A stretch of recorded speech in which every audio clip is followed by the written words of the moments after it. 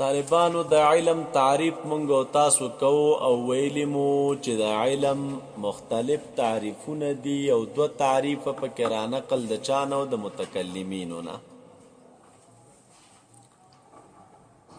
یو تعریف آغا چې د علم دا یو جو عاصفة قائمة بالنفس ينكشف المعلوم عنده اذا وجده. یو بل تعریف منگو تاسو التکڑیو چه علم چاہتا ویلے کیگی هي صفت يتجلى بها المذکور لمن قامت هي به.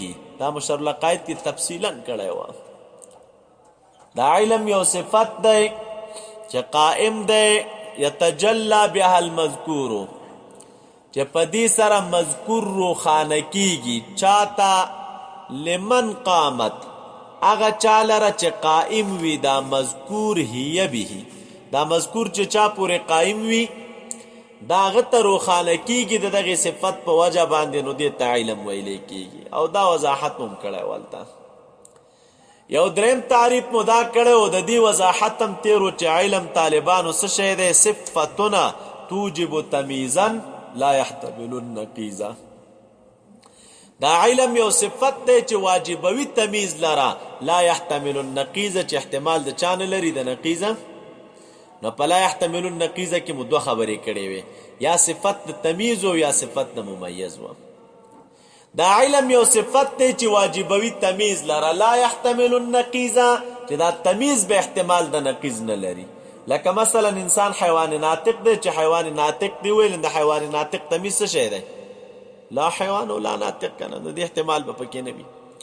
او یا طالب ویلی مو چې لا يحتمل النقیز صفت دی د چا د پاره د علم د پاره د څه تعبیر مو کو د ممیز د پاره علم یو صفت دی توجب تمیزا چې واجبوي تمیز د ممیز د اغیارونه ولا يحتمل النقیز اس ممیز چې پاغي ممیز کې به احتمال د چا نه وي د نقیزه یا به احتمال د نقیز په تمیز کې نه وي او یا به احتمال د نقیز په چا کې نه په ممیز کې نه وي.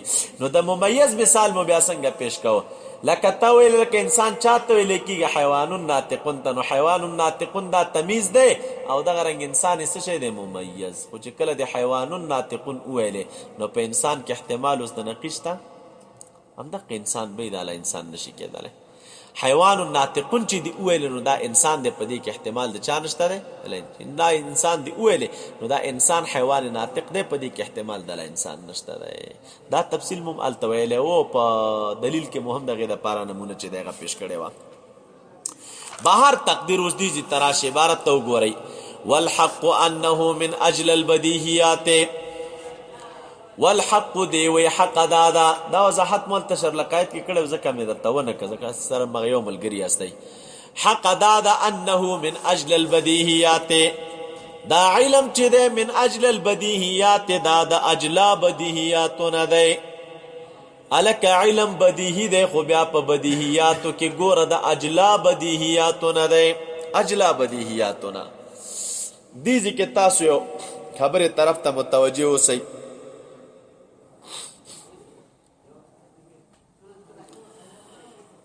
طالب یو علم دی به اعتبار المفهوم او یو علم دی به اعتبار المصداق یو علم دی او یو علم دی په اعتبار د مصداق خبره نه کو چې د علم په چا صادقیږي هغه رستۍ خبره ده خو علم چې په اعتبار د مفهوم سره راواخلو مفهوم اجمالی د علم برتم د علم دی یو مفهوم اجمالی د شی بل مفهوم تفصیلی د شی طالب مفهوم اجمالی د علم برتم دا څه شی دی علم نو پدی علم کې په اعتبار د مفهوم سره اختلاف دی چې دا بدیهی دی او که نظری دی علم به اعتبار المفهوم بدیهی دی او که نظری دی نو دی کې طالبانو درې قوله دي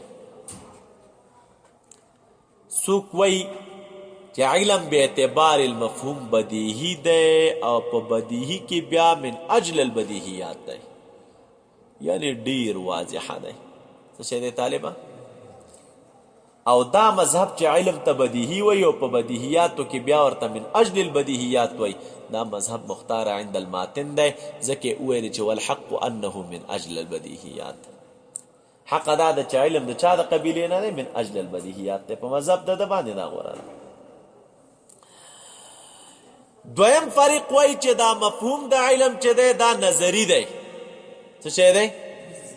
و نظری بیا دوه قسمه دی، یو داسې نظری وي چې هغه ممکن التحدید وي، او بل داسې نظری وي چې هغه متعثر التحدید وي. ممکن التحدید او اول جماعت وی چې علم نظری دی خو په نظری کې ممکن التحدید دی، یعنی یو فریق وی چې د علم تحدید کولی شي په چا سره، په ذاتیاتو سره او په جنس او په فصل سره، تعریف کېدی شي په ذاتیاتو سره. دویم فریق وی علم نظری دی خو متعثر التحدید دی، یعنی داغي حد موږ نشو کولای. داغي حد اول جماعت والا وی چې نظری دی خو حد آسان دی، ممکن التحدید دی، او دویم جماعت والا وی چې نظری دی ولیکن حد موږ نشو کولای، دا متعثر التحدید دی. په مخکې د دې نه چې موږ او تاسې دا ویو چې هلکه دا اوس نظری دی او بدیهي دی او پلان او پلان، دا اختلاف او دلایل دا یو ځل بنا دي طالبه په تعریف ته چا باندې د بدیهي او د نظری باندې. موږ او تاسو ته پکار دا ده چې یو ځل بدیهي او نظری وپېژنو، د هغې نه بعد بیا د اختلاف ته راشو چې علم نظری دی او که بدیهي دی. طالبانو بدیهی او نظری یو په محاوره عامه کې دي. محاوره عامه معنا هغه محاوره د اهل لغتو ده، یعنی یو شی نظری ده یا بدیهی ده په محاوره د چا کې د اهل لغتو کې، او د اهل لغتو محاوره ده عامه محاوره ده، عامه تخصیص پکې نه وي کنه. یو دا او دویم طالب یو نظری و بدیهی دی په محاوره خاصه کې چې هغې ته موږ او تاسو اصطلاح وایو. د اصطلاح یو خاصه محاوره وي، عامه خو نه ده. د اول قول په اساس باندې بدیهی په لغت کې یا بدیهی طالب په محاوره عامه کې چاته ویلی کیږي؟ وی دا په دوه معناګانو راځي. یو په معنا د سهل الحصول سره، بدیهی چاته وی، او دویم دا چې ظاهر بنفسه لا یکون ظهوره موقوفا علی الغیره. دویم نظری راځي بدیهی په معنا د چا سره؟ د ظاهر بنفسه سره. بدیهی چاته وی؟ ظاهر بنفسه څه معنا؟ لا یکون الا حصوله یا ظهوره موقوفا بالغیره، چې د دې ظهور تر غیر پورې نوی موقوفه، دې ته طالب څه ویلی کیږي؟ بدیهی.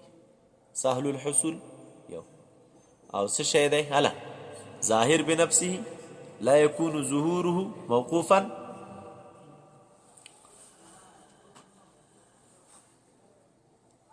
مقصد د تعبیر څه شی دی؟ مقصد د تعبیر دا دی یو شی به طالبه سهل الحصول وي. څه به وي؟ سهل الحصول به وي مدرک او عالم ته، او داغي حصول به آسان وي. یو شی مدرک او عالم ته سهل الحصول وي، ادراک ورته آسان وي، نو دا ادراک آسان ورته ولی وي؟ وی ځکه دا ظاهر بنفسه دی، په خپل ظاهر دی، په خپل ظهور کې چاته احتیاج نه لري، صرف په یوې توجه باندې موقوف وي چې نفس توجه ورته وکړي، نو دا تاته څه شي را حاصل شي؟ دا طالب هغه بدیهي عام دی. څه شی دی؟ ظاهر بنفسه وي، مدرک ته حصول څه شی وي؟ آسان وي. آسان ولی وي؟ ځکه حاصلیږي په نفس توجه باندې، بس دلیل منیل ته ضرورت نه لري. د مقابل بیا نظری بمعنى اللغوي دی. نو هلکه نظری بیا چاته ویلی کیږي؟ بدیهی بمعنى اللغوي سهل الحصول و، نو نظری بمعنى اللغوي صعب الحصول کوي. سهل الحصول نظری بدیهی، او صعب الحصول دا څه شی دی طالب؟ سهل الحصول بدیهی او صعب الحصول بلې ته وګورئ. هغه دویم تعریف چې مونږ وکړو چې ظاهر بنفسه وي او لا یکون ظهوره موقوف عن الغیر، نو داسې ووایه نظری صعب الحصول ته وایي چې حصول مدرک ته ګران وي او بل خفي وي. څه شی وي طالبه؟ خفي وي په خپل ظهور کې دا محتاج وي آخر ته بل چاته محتاج دی چې راښکاره کېږي د عدم نه وجود ته راځي نو دا بل چاته محتاج وي نو دې ته څه ویلی کېږي نظري ویلی کېږي پوه شوئ سهل الحصول څه شی وه ان یکون ظاهرا بنفسه څه شی و بدیهي صعب الحصول څه شی و نظري خفي بنفسه څه شی و نو چې خفي بنفسه دی نو ظهور موقوف دی علی الاخر دې ته طالبه نظري ویلی کېږي اصطلاح کې طالبه نظري چاته ویلی کېږي او بدیهي چاته ویلی کېږي نو تاسې ویلي دي په اصطلاح کې بدیهي ما لا يتوقف حصوله على النظر والفکر بدیهي دې ته ویلی کېږي چې د دې حصول به په نظر او په فکر نه موقوفه نو د دې په خلاف بیا نظري ده نظري به چاته وي چې ما یکون حصوله موقوفا على النظر والفکر دا بیا دې ته ویلی کېږي چې د دې حصول به موقوف په نظر او په فکر باندې بدیهي هغه ده چې حصول موقوف په نظر او په فکر او بدیهي دا بدیهي ده او نظري هغه ده چې د دې حصول په نظر او په فکر باندې څه شی وي اوس به ته وایې چې هلکه نظر او فکر چاته ویلی کېږي نظر او فکر نو دا تعریفونه تاسې دواړو پیژندلی دي نظر او فکر دې ته ویلی کېږي ترتیب د امورو معلومو دپاره د تحصیل د مجهول څه امور معلومه دې راغونډ کړل او په دې امورو معلومو باندې ته ځان ته مجهول لا معلوموي او مجهول لا حاصلوي نو دې ته څه ویلی کېږي طالبه نظري دې ته نظر او فکر وایي اوس بدیهي چې دې ته ویلی کېږي چې د دې حصول موقوفه په نظر او په فکر باندې نه دا شی بدیهي دی او نظري هغه دی چې حصول موقوفه په نظر او په فکر باندې وي نو چې د بدیهي حصول موقوف په نظر او په فکر نه نو هغه څنګه حاصلیږي دا حاصلیږي په نفس توجه باندې بس څنګه ورته متوجه شوي نو په نفس توجه سره ستا په دې باندې علم راځي دا نظر او استدلال ته ضرورت نه لري او بیا په دې نظر او فکر کې موږ او تاسې ویلي چې دوه انتقالین تدریجیین دي دا د انتقالین او تدریجیینو خبره مو چېرته کوله په نظر او په فکر کې دا نظر او فکر کې انتقالین تدریجیین دي دوه انتقالي تدریجي انتقاله پکې یو انتقال وي د چا نه د مقاصدو نه او دې انتقال ته ویلی کېږي انتقال څه شی طالبه د ښکته نه د ښکته نه چا ده د تدریجي انتقال وی کنه د اعلی د اسفل نه اعلی ته انتقال او دا مبادی ته تیر درس کې تاسو ته ما ویلو چې دې ته اعلی ویلی کېږي ولی اعلی ویلی کېږي یعنی مبادی په نسبت د مقاصد اعلی دي او دا مبادی په نسبت د مقاصد اعلی ځکه دي مبادی هغه شی ده چې دا موقوف علیه د مقاصد دي مثلا انسان په چا موقوف ده او په حیوان و ناطق ده او دا حیوان و ناطق څه شي دي مبادی دي نو په دغه لحاظ باندې د مبادی ته طالب څه ویلی کېږي نو یو ځل انتقال د اعلی د اسفل نه دی چاته اعلی ته بیا چې کله ته انتقال وکړه مثلا د انسان نه چې دا ستا مقصد و حیوان و ناطق ته راغلی نو بیا دې فکر وکړو چې دې که خو زما مقصود حیوان و ناطق نه ده بلکې زما مقصود خو دلته مجهول انسان معلومول و ځان ته نو د هغې مجهول انسان د معلومولو دپاره بیا دوی راولګي د حیوان و ناطق مرأت کې چاته او یو مجهول انسان ور باندې ځان ته را معلوم کې دا هغه دویم انتقال دی او دغه انتقال بیا د فوق نه چاته دی بیرته د اعلی نه اسفل ته د اعلی مبادي وکنه او د هغې نه اوس بیرته چا ته راغلی دی طالب اسفل ته راغلی نو دا دوه انتقالینو تدریجیینو ته نظر او فکر وایي نو بدیهي یا نظري بدیهي به چاته وایي چې د دې حصول په نظر او په فکر موقوف نه وي یعنې په دې کې انتقالین تدریجیې نه وي تا ته حاصلیږي په محض توجه د نفس باندې بس او ورپسې څه شی دی طالبه نظري دی نو نظري کې یا به دا منصوب به سوی نظر موقوف په نظر او په فکر او نظر او فکر خو ویل ترتیب د امورو معلومو نو اسانه تعبیر ته مې داسې کوو چې تصدیق یا تصور نظري دې ته ویلی کېږي چې دا موقوف وي په انتقالینو تدریجیینو باندې په چا موقوف وي طالبه نو چې کله مو دا بدیهي و نظري وپېژندل نو دی راغی اوس درته وایي چې والحق انه من اجل البدیهیات دا د مذهب دی نور دلیل خو وایو حق دا د طالبه چې دا علم د قبلې د چا نه دی هلکه بدیهي دی نو بدیهي دی څه معنا سهل الحصول دی بدیهي دی څه معنا ظاهر بنفسه دی او دی محتاج آخر ته نه دی، سهل الحصول دی، ظاهر بنفسه دی، ظهور موقوف په غیر باندې نه دی. خو بدیهي کې بیا مراتب دي، داسې نه دي چې ټول بدیهیات په یوه مرتبه باندې دي. ځینې هغه دي چې په هغې کې دا ظهور د یو بل په نسبت باندې ډیر وي، یو کې د بل نه ډیر دی دا ظهور، بلکې د بل نه ډیر دی، بلکې د بل نه ډیر دی. و علم بدیهي دی.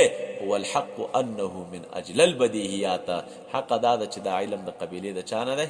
د اجلا بدیهیاتونه دی.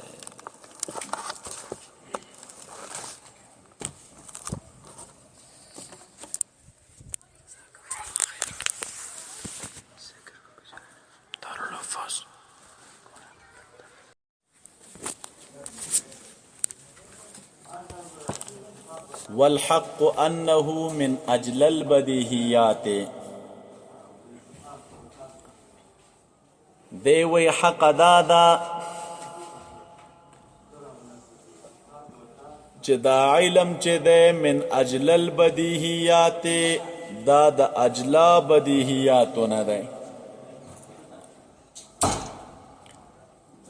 طالبانو په تیر درس کې مخکې د دینه چې مونږ دلایل د علما ووایو چې علم بدیهی دی او که چیرته علم نظری دی، نو دوه خبرې مو کړې وې. یو مو دا ویلیو چې اختلاف چې د علماو ترمنځ دی، نو دا اختلاف په مفهوم د علم کې دی، نه په مصداق د علم کې. مصداق خبره ځان ته دا خپل ذکر کوو، خو لیکن اختلاف چې دی دا په مفهوم د علم کې وو، او مفهوم مونږ تاسو ویلی دی دا دوه قسمه دی. یو مفهوم اجمالی د علم وو او بل مفهوم تفصیلی د علم وو. مفهوم اجمالی د علم بیرتم دغه علم دی. مفهوم اجمالی د علم څه شی دی؟ بیرتم د علم دی. او یو مفهوم تفصیلی د علم دی چې هلکه علم چاته ویلی کیږي. نو په دې ځای کې موږ تاسو ویل چې اختلاف د علماو دا په مصداق د علم کې نه دی چې دا علم په چا صادقیږي. ولی؟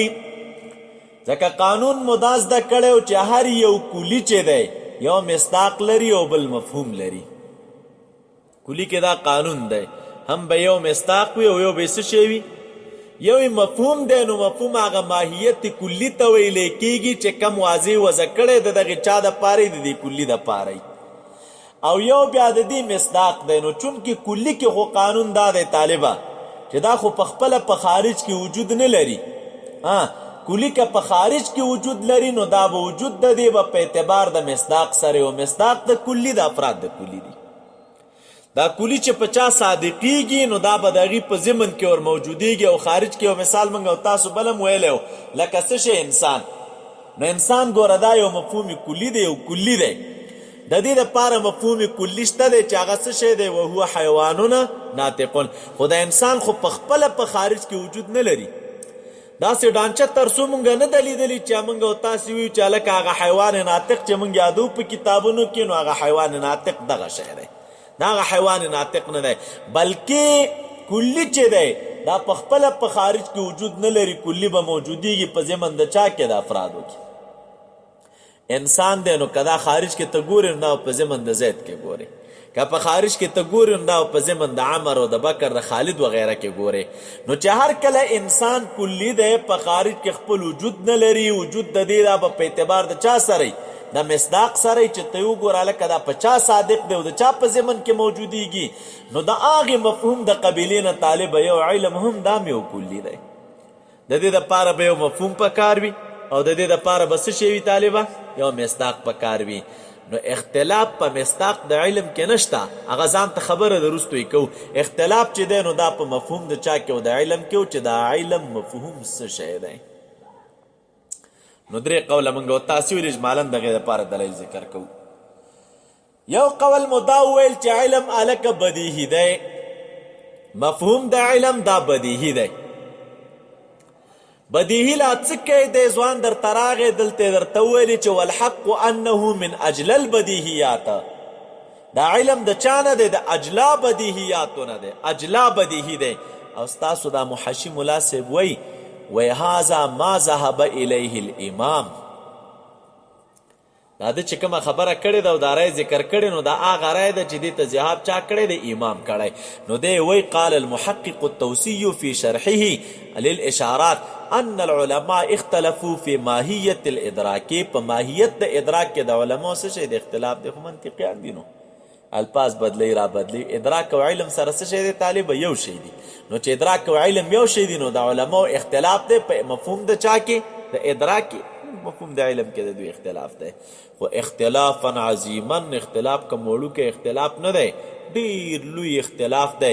وطول الکلام فیها، او په دې کې د علماء کلام اوږد دی. نو چې کلام اوږد دی نو ته وایې لکه د اختلاف د علماء په مفهوم د علم کې دا به علامه د نظارت وي.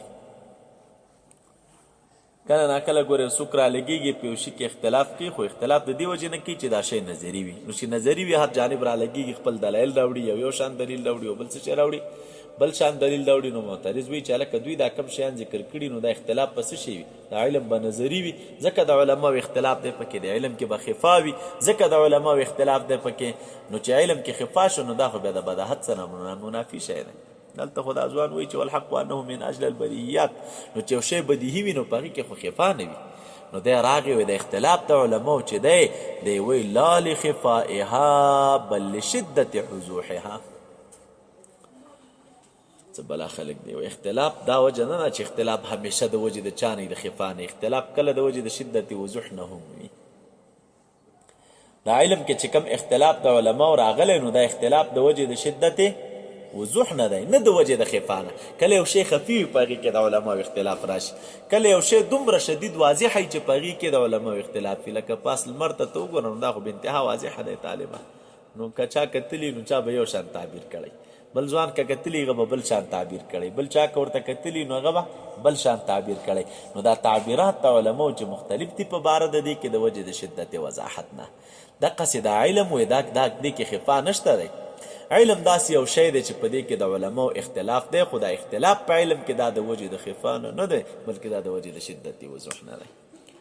نو چې د شدت وضوح نه شو نو علما راغلل اقوال درته پکې ذکر کړل. نو چا وویلي چې دا علم دا د قبیدات څه شی دی؟ طالب بدیهي. دا یو قول شو. نو من اجل البدیهیات دی بانتها واضحه دی. یو ځوان دا هغې درته ویلي چې هلکه علم څه شی دی؟ دا نظری دی. خو په نظري کې دوه قسمه خبرې موږ تاسو وکړي. علم نظری دی یا متعسر التحدید دی او یا څه شی دی؟ ممکن التحدید دی. متيسر التحدید دی، تحدید آسان دی. تفصیل د دې خبرې څه شی دی چې علم یا ممکن التحدید دی او یا متعسر التحدید دی؟ تحدید تاسو ویلي دي طالبه د حد نه، او حد ویلی کېږي چاته تعریف ته خو بالذاتیات.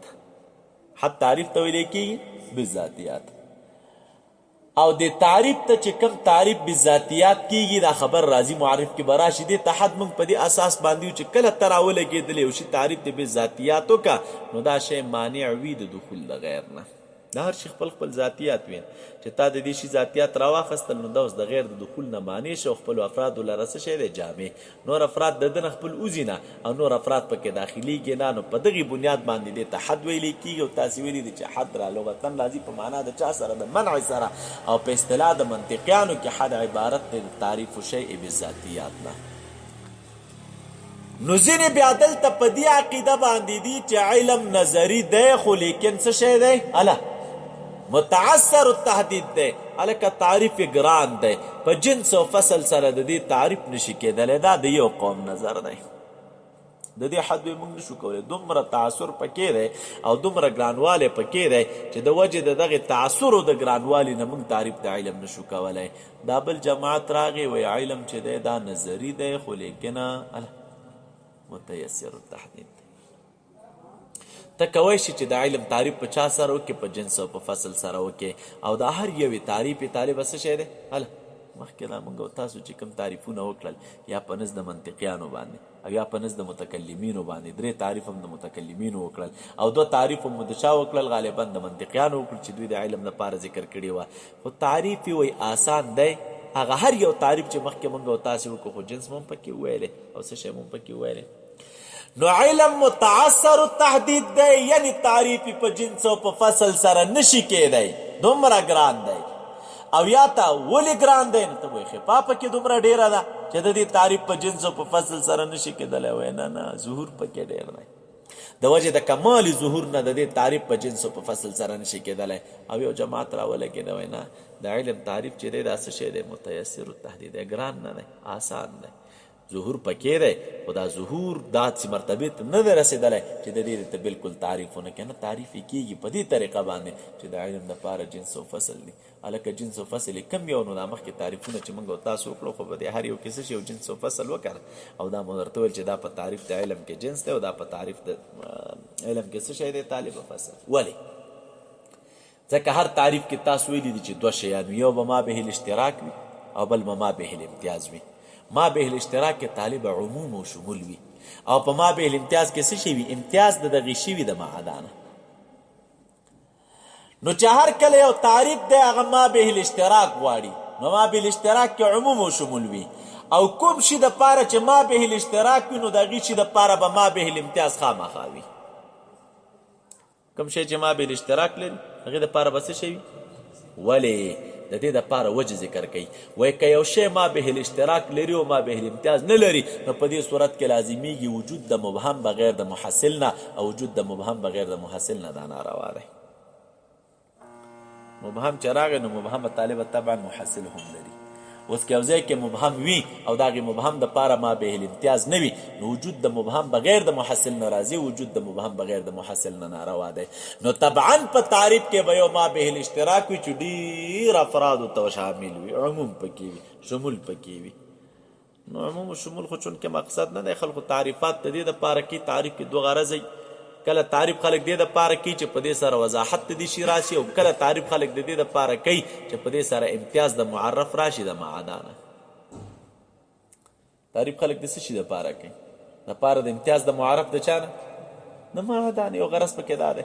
نو چې هر کله یو غرض د تعریف نه امتیاز د معرف د معادانه دی دا ما سوا د معرف نه چې کوم شیان دي د هغې نه به دا معرف را خلاصېږي. نو دا مشکل خو تنها په عموم سره نه حاصلېږي.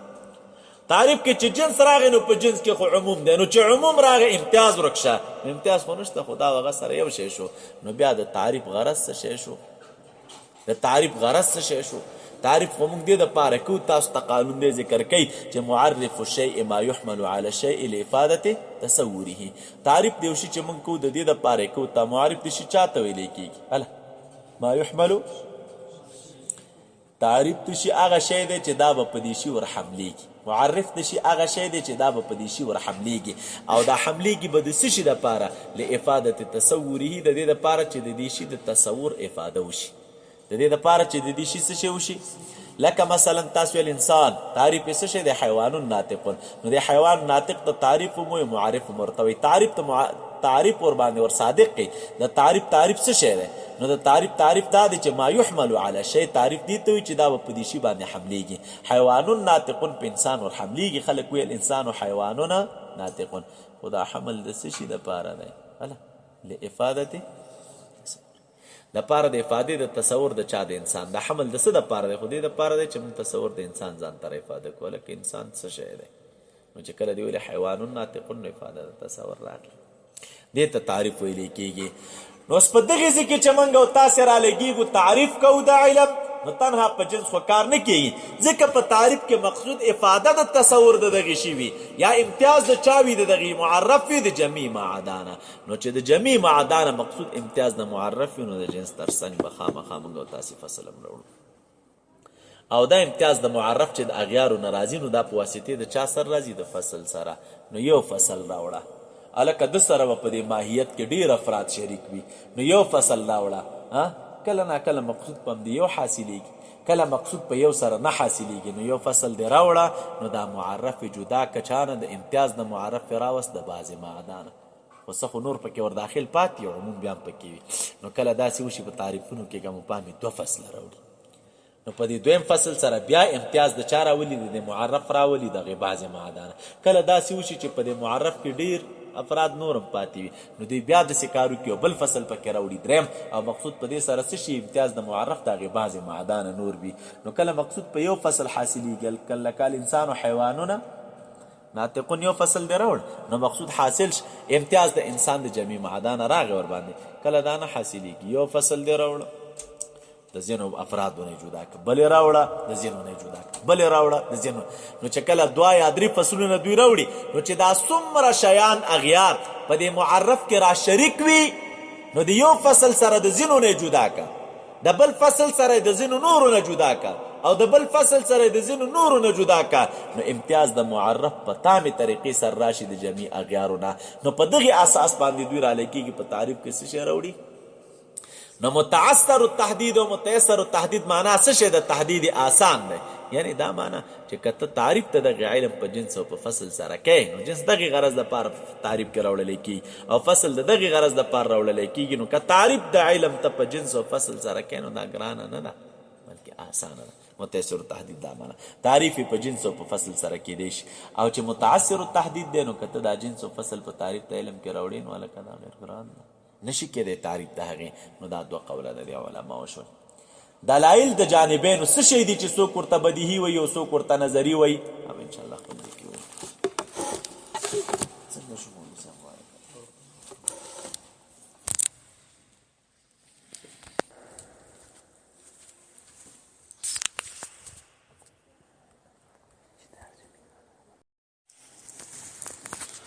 دی راغې دلته ورته وضاحت وکړه والحق انه من اجل البدیهیات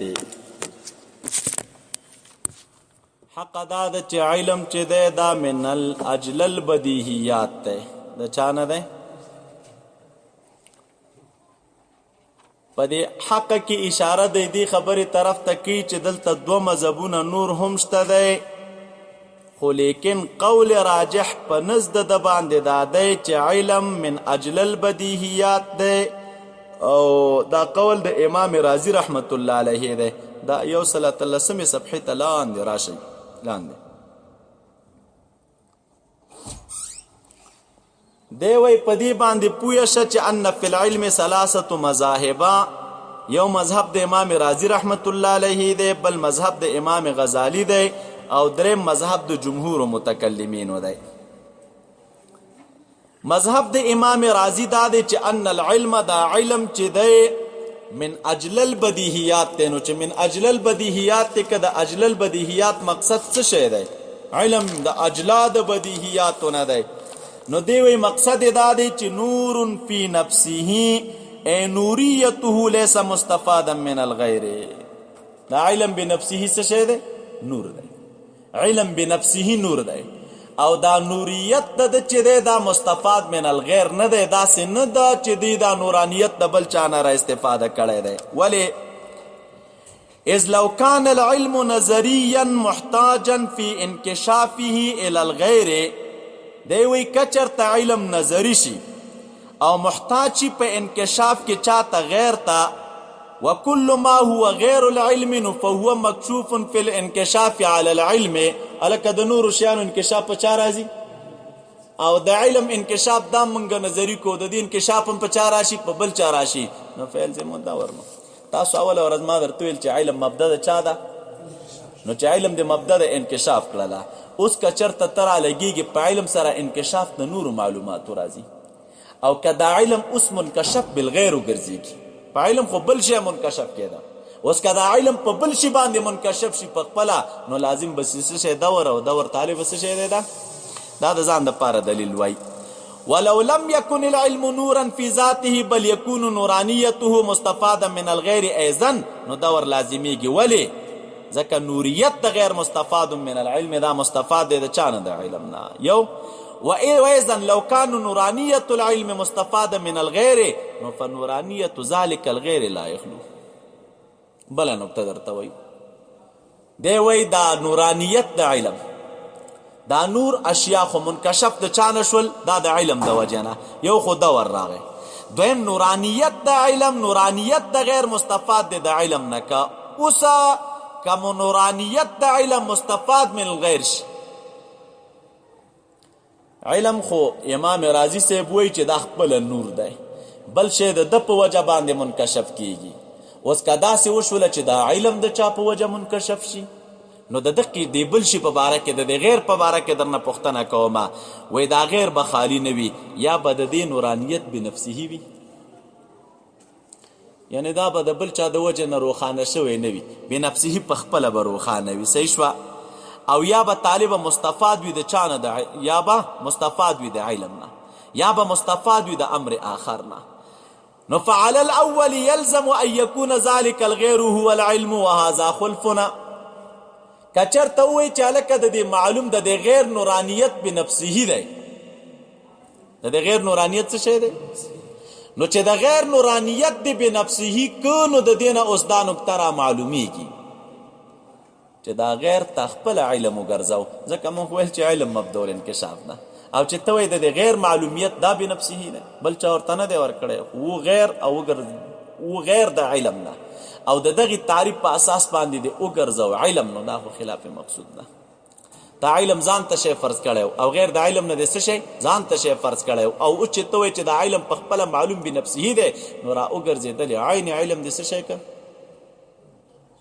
عین معلوم دی علم که عین غیر د علم نه دی څه شی که علم که دا خو خلاف مقصود ده دویم وعلى الثاني کچرته داسې ووایو چې هلکه د دې استفاده د علم نه کیږي دا معلوم دی دا نورانیت په دې معلوم کې فی نفسه نشته بلکې نورانیت په دې معلوم کې د وجه د چا نه راغلی دی د غیر نه راغلی او دا غیر څوک دی علم نو طالبه علم دی را موقوف په ده باندې که دا علم چې تا را معلومو په دې غیر دی را معلوم که او بیرته اوس را لګېږي دا معلوم دی د چا نه را معلوم که د علم نو بیا دور دی او دور خو باطل دی او دریم وعلى الثالث که داسې ووایو د دریم په اساس باندې چې دا د یو بل شي نه موږ را مستفاد کوو نو په دې کې یلزم التسلسلو څه را لازمیږي ولې تسلسل را لازمیږي لأننا نجري الکلام فی ذلک الغیر موږ کلام په چا کې را جاری کوو په دې غیر کې سر راجي که دا جاری کوو دا بل بیا یکون نورانیته من الاخر نو دا غیر چې راغلی نو د دې به خپله نورانیت د چا نه وي نو هغه هم غیر دی نو چې هغه غیر شد نو دغه نورانیت به من الغیر وي بیا هغه هم غیر دی دغه نورانیت به من الغیر وي نو تسلسل لازمیږي او تسلسل څه شی دی دا باطل دی نکته غرض مې دې ذکر کوه ما ته وګورئ امام رازی رحمت الله علیه وایي چې علم طالب بدیهی دی والحق انه من اجل البدیهیات علم د چا نه دی د اجلا بدیهیاتو نه دی من اجل البدیهیات څه معنا دی یعنې په دې علم کې نورانیت فی نفسه دی خپله په دې کې بې نفسي دی او په دې علم سره موږ را لګېږو معلومو چا لره اغیارو لره نورو اشیاو لره په دې علم باندې موږ را معلومو نو چې نورو اشیاو لره موږ تاسې په دې علم را معلومو نو دی وایي اوس د علم کې نورانیت خپل دی دا نورانیت د مستفاد د غیر نه نه دی ولې که نورانیت د مستفاد چې د غیر نه نو طالبه څه شی راځي دا په خپل انکشاف کې محتاج غیر ته شي نو لازمیږي څه شی دور څه لازمیږي دور ځکه بل شی معلومېده په ده باندې او علم را معلوم شي بیرته په ده نو دا په خپل معلومیت کې محتاج شو چاته دی غیر ته او غیر په خپل معلومیت کې محتاج و علم ته علم ته خو موږ مبدأ الانکشاف ویلی وه نو لازمیږي څه شی او دور چې دی دا باطل دی دا یوه خبره شوه او که چېرته ته داسې ووایې چې په دې دویم صورت کې چې دا علم دی او ته وایې چې د دې انکشاف د غیر نه راغی نو بیا وایي دویم ځل را لګېږم تا نه د دې غیر په باره کې پوښتنه کوم د دې غیر په باره کې وایي د دې غیر انکشاف په چا راغلی یا به انکشاف د دې غیر فی نفسه وي خپله یا به د دې غیر انکشاف د علم د وجې نه راغلی او یا به د دې علم د دې غیر انکشاف د غیر د علم نه د یو بل شي د وجې نه راغلی که چېرته د دغه انکشاف د علم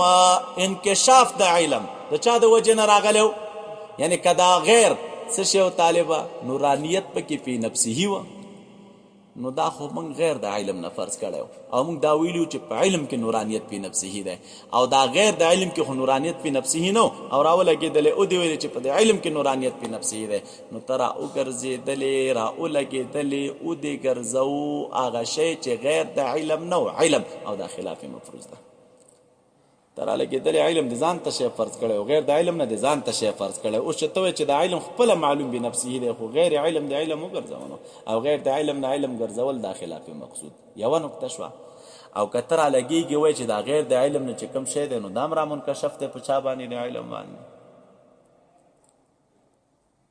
دا منکشف دی په چا باندې نو په دې صورت کې طالب را لازمیږي څه شی ځکه د علم انکشاف دی په ده موقوف کا او علم خپله مبدأ الانکشاف او دا علم دی په ده پورې موقوف کا او دی د علم پورې موقوف نو دور راغی او دور هم باطل دی ځکه دور عبارت دی د توقف د شی نه او که چېرته داسې صورت وشو چې ته وایې چې هلکه دا غیر چې دی نو د دې انکشاف د یو امر آخر نه راغلی دی چې هغه امر آخر غیر د دغې علم نه دی نو هغه امر آخر خو بیا غیر العلم دی نو هغه هم انکشاف ته ضرورت لري هغې کې نورانیت ته چا د وجې نه راغی و هغې کې نورانیت ته وجې د امر آخر نه راغلی نو بیا به چې امر آخر خو بیا غیر د علم دی په هغې کې نورانیت ته چا د وجې نه راغی بیا وایي لکه هغې کې هم نورانیت ته وجې د چا نه راغلی د امر آخر نه نو څه شی راغی تسلسل راغی او تسلسل چې دی دا باطل دی وشوه دا یوه خبره وه تاسو ته پاڼه دلته راواړوئ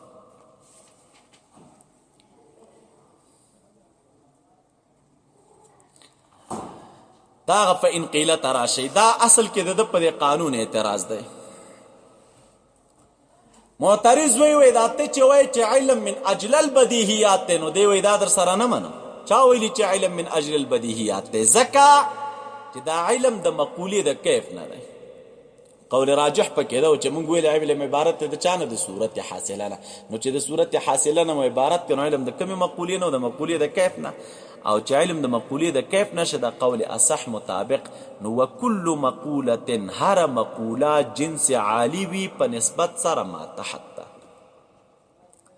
هر مقوله جنس عالی وي په نسبت سره چاته یعنی د هرې مقولې لاندې څه شی وي وکل ما له جنس و فصل چې هر مقوله ګوره جنس عالی دی په نسبت سره ما تحت او ما تحت به تېنه فصل وي نو ګوره علم چې دی د مقولې د کیف نه که نو دا مقوله جنس عالی ده په نسبت سره ما تحت ته نو د دې دپاره به لاندې فصل وي جنس لري کوم شی نو د هغې دپاره به فصل وي وکل ما له جنس و فصل او هر یو شي دپاره چې جنس و فصل وي طالبا نو هغه څه شی وي فله حد ځکه جنس و فصل خو بل شی نه دی بلکې څه شی دی او هر یو شي لره چې حد وي وکل ما له حد فهو نظري کوم یو شی چې حد لري نو هغه څه شی وي نو ته څنګه راولګېدلی چې والحق انه من اجل البدیهیات چا ویلي چې من اجل البدیهیات حد لري تعریف لري من اجل البدیهیات خو نه دی نو دی راغی جواب یې وکړه چې دا منم چې علم د مقولې د کیف نه دی خو دا نه منم چې مقوله د کیف دا جنس ته د چا دپاره د علم دپاره بل نسبة الکیف الی العلم بالعرضیت دا کیف عرض عام دی د علم دپاره دا مقولې په حیثیت باندې نه وایم چې دا جنس دی او ما تحت نه څه شی دی فصل دی نه دا نسبت د کیفیت علم لره دا په اعتبار د عرضیت سره دی نو کیفیت علم لره دا په نسبت ته چا دی د عرض عام دی په نسبت ته چا دی نو چې دا په نسبت ته عرض عام دی راواخیسته نو جنس عالي نه شو په نسبت سره ما تحت ته چې لاندې دی ورلره فصل یو کوم شي لره جنس فصل وي نو هغه څه شی وي دا شی لږ وګورئ ښه